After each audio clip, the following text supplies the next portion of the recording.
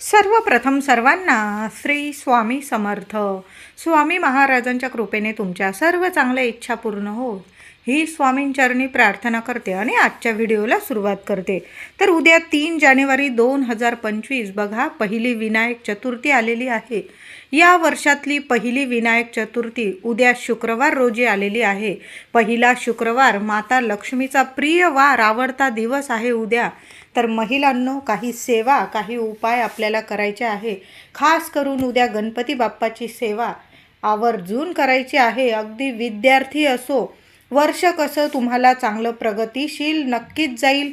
आईने सुद्धा मुलांच्या प्रगतीसाठी, मुलांना यश मिळण्यासाठी काही सेवा आपल्या गणपती बाप्पाच्या नक्कीच करायच्या आहे. तर उद्या 3 जानेवारी आपली विनायक चतुर्थी आलेली आहे. पहिली चतुर्थी उद्या, या वर्षाची पहिली विनायक चतुर्थी आलेली आहे.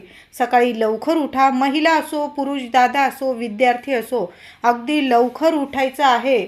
आणि अंघोळीच्या पाण्यात तुम्हाला थोड्याशा दुर्वा मिळाल्या तर दुर्वा टाकून अंघोळ करायचे आहे. जी काही असेल तुमच्या आजूबाजू नकारात्मकता नक्कीच दूर होईल आणि गणपती बाप्पाची भरभरून कृपा होईल.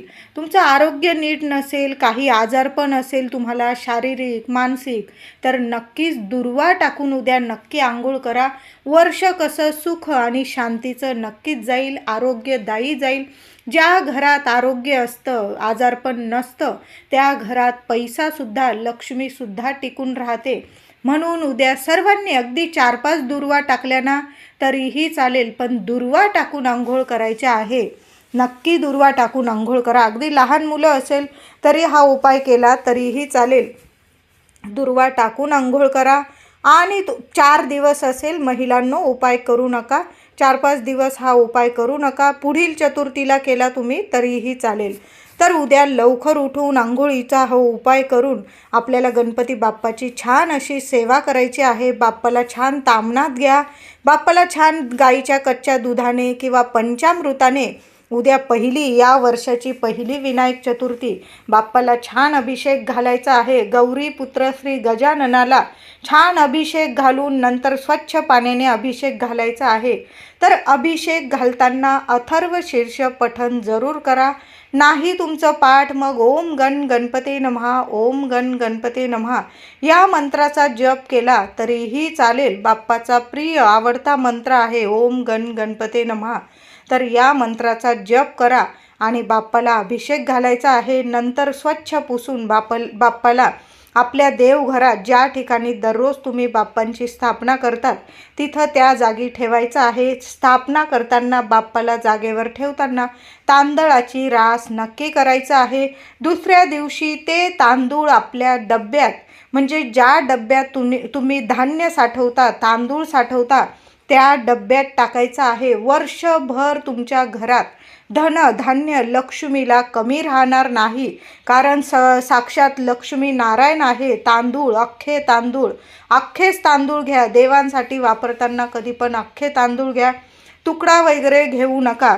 तर आपण बाप्पाला अभिषेक घातलेलं जे तीर्थ आहे ते स्वच्छ पाण्याने जेव्हा आपण बाप्पाला अभिषेक घालू, ते तीर्थ थोडंसं मुलांना, महिलांनो जरूर प्यायला द्या. मुलांची जी काही तक्रारी असतील, अडीअडचणी असेल, नक्कीच संपून जातील, नष्ट होतील. मुलं चिडचिड असतील, अभ्यास करत नसेल, तर या बुद्धीच्या नायक आपण गणपती बाप्पाला म्हणतच असतो. म्हणजे गणपती बाप्पा आहेच, बुद्धीचे नायक आहेत गणपती बाप्पा. तर बाप्पाचं हे तीर्थ जर आपण आपल्या मुलांना पिण्यास दिलं चतुर्थीच्या दिवशी, वर्षाची पहिली चतुर्थी, नक्कीच मुलांच्या प्रगतीत वाढ होईल. प्रत्येक कामात तुमच्या मुलांना नक्कीच यश मिळेल. तुम्ही स्वतः जरी हे तीर्थ पिला, काहीही हरकत नाही. नक्की हा उपाय करा. नंतर ते पाणी, जे तीर्थ असेल, तुम्ही झाडांना घालून दिलं तरीही चालेल. तुम्हाला उद्या जास्वंदाचं झाड लावायचं असेल तुमच्या अंगणात किंवा कुंडीत वगैरे, खूप छान दिवस आहे. वर्ष कसं सोन्याचं, सुख समृद्धीचं नक्कीच जाईल. छान असं लाल जास्वंदाचं किंवा तुम्हाला इतर रंगाचं जास्वंदाचं झाड आवडत असेल, आपल्या अंगणात लावायचं असेल, तर उद्या नक्की लावायचं आहे. गणपती बाप्पाला 21 दुर्वांची जुडी, कुटुंबाकडून एक तरी जुडी आपल्या बाप्पाला नक्की अर्पण करा. जास्वंदाचं एक तरी लाल फूल नक्की अर्पण करायचं आहे। तुम्हाला गोडाधोडाचा नैवेद्य जर बनवता आला महिलांनो, लाडूचा किंवा मोदकांचा, नक्की बाप्पाला दाखवा। नाही जमलं तुम्हाला, गणपती बाप्पा आहे, गूळ खोबरंसुद्धा गणपती बाप्पाला खूप प्रिय आहे। याच गूळ खोबरं वापरून आपण मोदक बनवत असतो। तुम्हाला जर वेळ असला तर मी म्हणेल नक्की 11 किंवा 21 मोदकांचा नैवेद्य आपल्या गणपती बाप्पाला नक्की दाखवा। मग तुम्ही तळणीचे बनवा किंवा आपण उकडीचे वगैरे बनवले तरीही चालेल। नाही जमलं माझ्या काही मैत्रिणींना तर तुम्ही गूळ, छोटीशी खोबऱ्याची वाटी घ्या, सुक्या खोबऱ्याची, आणि त्यात जेवढा गूळ बसेल ती वाटी, एखाद्या वाटी स्टीलच्या किंवा तुम्ही जी वाटी असेल देवासमोर ठेवता प्रसादात, त्या वाटीत ती खोबऱ्याची वाटी गूळ भरून बाप्पाला नैवेद्य जरूर दाखवा। संध्याकाळी ती खोबऱ्याची वाटी आणि गूळ तुम्ही सहकुटुंब सहपरिवार तो प्रसाद जरूर खायचा आहे। बघा, तुमच्या घरात इतका गोडवा निर्माण होईल।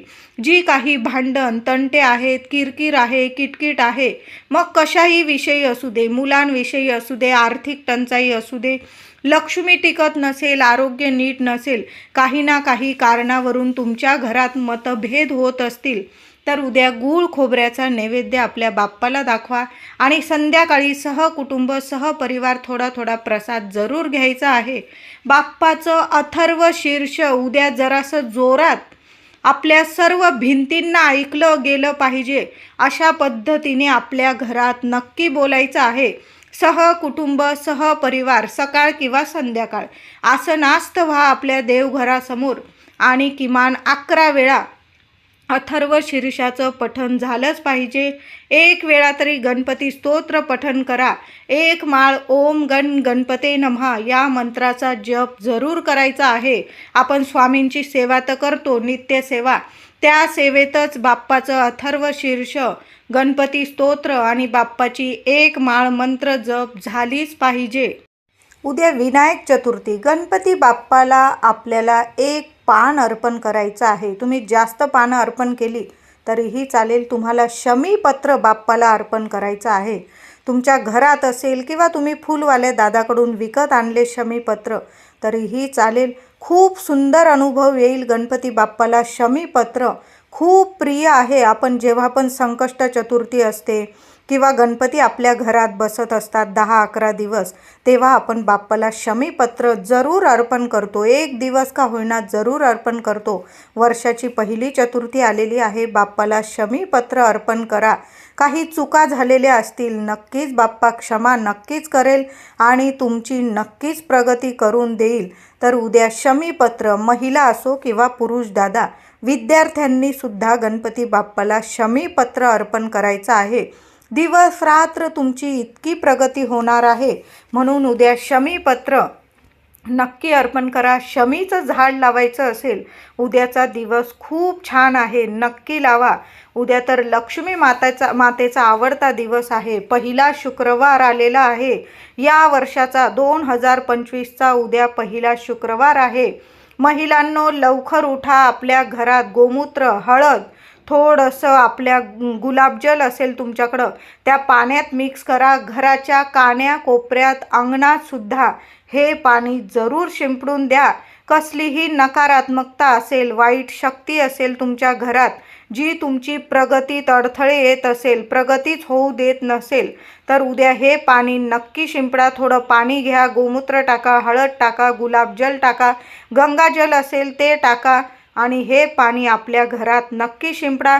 गुलाबजल नसेल, आज 10-20 रुपयाची बाटली घेऊन या। नक्की माता लक्ष्मीला गुलाबजल, गुलाबाचा वास खूप प्रिय आहे।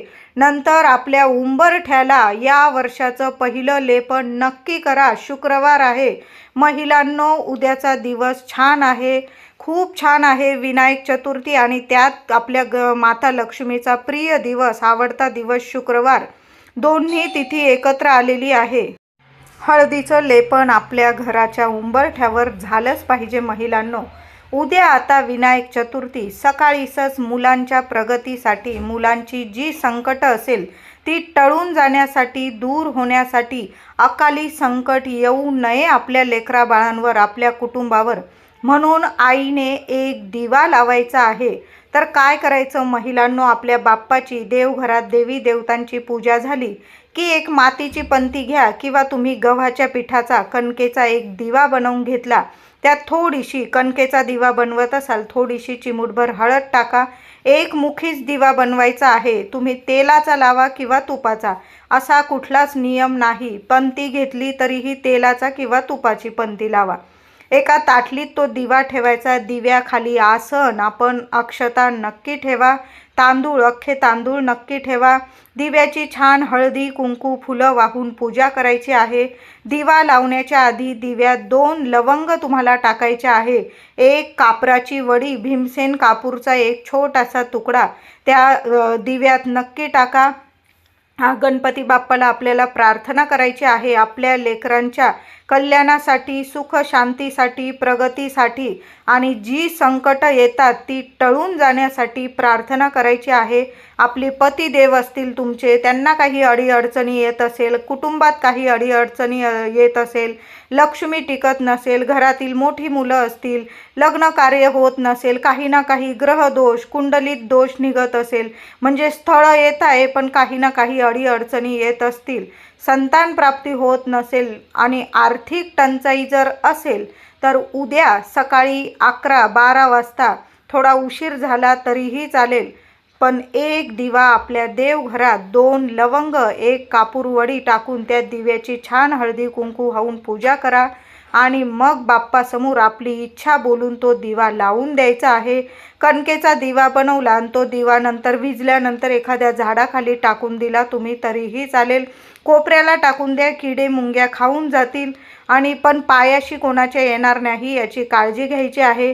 मातीची पंती लावली तर तुम्ही इतर वेळी आपण मातीची पंती तीच वापरू शकतो किंवा तुम्ही स्टीलचा दिवा लावला किंवा इतर धातूचा असेल तरीही चालेल, पण एक दिवा आपल्या गणपती बाप्पासमोर 2 लवंग कापूरवडी टाकून नक्की लावा. जास्त तेल टाकून ठेवा, तूप टाकून ठेवा, म्हणजे जरासा जास्त वेळ जमेल. आता माझ्या काही मैत्रिणी बाहेर गेल्या असतील ऑफिसला किंवा इतर कामासाठी बाहेर, संध्याकाळी जरी तुम्ही असा दिवा लावला तरीही चालेल. उद्या आपलं अंगण, घर, दार स्वच्छ ठेवा. लक्ष्मीचा वार आहे उद्या. दोन्ही वेळेला आपल्या तुळशीजवळ दिवा लावलाच पाहिजे. तुळशीचं पूजन उद्या झालंच पाहिजे. छान फूल, हळद कुंकू, फुलं, अक्षता वाहून तुळशी मातेची पूजा करायची आहे. एखादा अंगणात तुम्हाला तुळशीचं रोप लावायचं असेल तर लावून द्या. पौष महिना आहे म्हणून मी तुळस लावत नाही असं करू नका. शुक्रवार आहे, गणपती बाप्पाचा सुद्धा उद्या वार आहे. अंगणात तुळस लावायची असेल तुम्ही उद्या लावू शकता आणि असेल तुमची बहरलेली तुळस तर उद्या छान अशी पूजा करा आणि तुळशीजवळ दोन्ही वेळेला तुपाचा दिवा नक्की लावा. किमान 21 वेळा तरी ओम नमो भगवते वासुदेवाय नमः, ओम नमो भगवते वासुदेवाय नमः सकाळ किंवा संध्याकाळ तुळशीजवळ उभं राहून हात जोडून नमस्कार करून प्रार्थना करून हा मंत्र किमान 21 वेळा तरी जपायचाच आहे.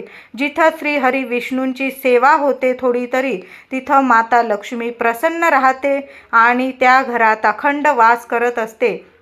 उद्या आपल्या मेन डोर मुख्य दरवाजा जवळ सुद्धा बाहेरून लक्ष्मीच्या आगमनासाठी, स्वागतासाठी दिवा जरूर लावून ठेवा महिलांनो. सकाळी नाही जमलं संध्याकाळी तरी नक्की लावून ठेवायचं आहे. 6:30 ते 7:30 किंवा थोडंसं उशीर झाला या वेळेपर्यंत आपल्या दाराशी दिवा चालूच ठेवा. जरासं तेल जास्त टाकायचं आहे. माता लक्ष्मी खूप प्रसन्न होईल तुमच्यावर. आता उद्या अष्टरूपी महालक्ष्मी आपल्या घरात अखंड वास करावा. प्रत्येक महिलेला वाटतच असतं आपली वैभव लक्ष्मी, आपली महालक्ष्मी, वरदलक्ष्मी आपल्या घरात नारायणी अखंड वास करावी. म्हणून उद्या लक्ष्मी मातेचं 16 वेळा महालक्ष्मी अष्टकाचा पाठ जरूर करायचं आहे आणि एक प्रार्थनासुद्धा तुम्हाला बोलायचं आहे. तर अष्टरूपी महालक्ष्मीची उद्या नावं बोलून घ्या. माता लक्ष्मी समोर दिवा लावून घ्या, अगरबत्ती लावून घ्या, धूप लावा. तुमच्याकडं गुलाबजल असेल संध्याकाळी सुद्धा थोडंसं शिंपडून द्या. माता लक्ष्मीला गुलाब गुलाबाचा वास खूप प्रिय आहे आणि तिथं आसन घेऊन बसायचं आहे. तुम्हाला सकाळी सेवा झाली किंवा संध्याकाळी दोन्ही वेळेला तुम्ही सेवा करू शकतात. तर श्री गजलक्ष्मी माता, श्री अधिलक्ष्मी माता, श्री विजयालक्ष्मी माता, श्री ऐश्वर्यलक्ष्मी माता, श्री वीरलक्ष्मी माता, श्री धान्य लक्ष्मी माता, श्री संतान लक्ष्मी माता, हे वैभव लक्ष्मी माता, महालक्ष्मी माता, हे नारायणी, हे विष्णू पत्नी, विष्णू प्रिये, माझ्या घरात तू अखंड वास कर आणि माझ्या मुलाबाळांची, आमच्या कुटुंबाची भरभरून प्रगती कर, असं बोलून माता लक्ष्मी समोर वैभव लक्ष्मी पुस्तकात जी प्रार्थना असते ती तुम्हाला उद्या बोलायची आहे. संध्याकाळी कापूरसोबत तुम्हाला 5 लवंगासुद्धा जाळायच्या आहे. नक्की जाळा. वर्षभर तुमच्या घरात लक्ष्मी. उद्या शुक्रवार, माता लक्ष्मीची तुमच्या घरात मूर्ती असेल, फोटो असेल, श्रीयंत्र असेल, छान अशी अभिषेक घालून पूजा करून माता लक्ष्मीला सकाळी किंवा संध्याकाळी लक्ष्मी येण्याच्या वेळी तुम्हाला महालक्ष्मीच्या श्रीयंत्रावर किंवा मूर्तीवर कुंकुमार्चन करायचं आहे. किमान 21 वेळा तरी कुंकुमार्चन नक्की करा. ही सेवा माता लक्ष्मीला खूप प्रिय आहे. आपलं सुख सौभाग्य टिकून राहण्यासाठी, अखंड राहण्यासाठी माता लक्ष्मीला कुंकुमार्चनची सेवा प्रत्येक शुक्रवारी महिलांनो नक्की देत जा. तर तुम्हाला 21 वेळा ओम श्रीम नमः, ओम श्रीम नमः हा मंत्र जपत, माता लक्ष्मीचा बीज मंत्र आहे, हा मंत्र जपत तुम्हाला कुंकुमार्चन करायचं आहे. पायापासून डोक्यापर्यंत देवी आईला कुंकुमार्चन करायचं आहे. ते कुंकू एखाद्या डबीत सांभाळून ठेवत जा आणि रोज कपाळी आंघोळ झाल्यानंतर नक्की लावत जा. आपलं सुख सौभाग्य माता लक्ष्मी अखंड ठेवते आणि सोन्यासारखं ठेवते, आरोग्यदायी ठेवते आणि आपल्या घरात सुख, शांती, ऐश्वर्य, अखंड लक्ष्मी नक्कीच नांदते. अष्टरूपी महालक्ष्मीची आपल्या घरादारावर, कुटुंबावर, मुलाबाळांवर नक्कीच अखंड कृपा राहते.